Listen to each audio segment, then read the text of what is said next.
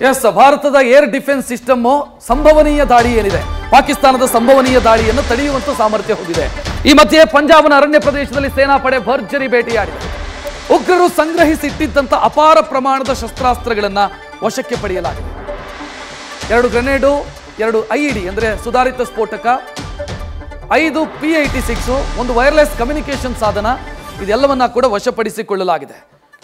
ಭಾರತದ ಸೇನೆ ಉಗ್ರ ಚಟುವಟಿಕೆಗೆ ಬಳಕೆಯಾಗಬಹುದಾದಂಥ ಒಂದಿಷ್ಟು ಸ್ಫೋಟಕಗಳು, ಗ್ರೆನೇಡ್ಗಳು ಇದನ್ನು ವಶಪಡಿಸಿಕೊಂಡಿದೆ. ಅದರ ದೃಶ್ಯವನ್ನ, ಅದರ ಫೋಟೋವನ್ನ ಗಮನಿಸ್ತಾ ಇದ್ದೀರಿ.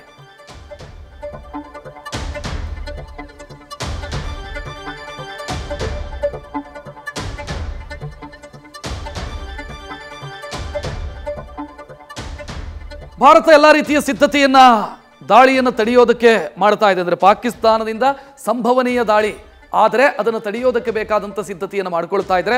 ಮತ್ತೊಂದು ಕಡೆ ದೇಶದ ಒಳಗೆ ಉಗ್ರರನ್ನ ಒಳ ನುಸುಳಿಸುವಂಥ ಪ್ರಯತ್ನವನ್ನ ಪಾಕಿಸ್ತಾನ ಮಾಡ್ತಾ ಇದೆ.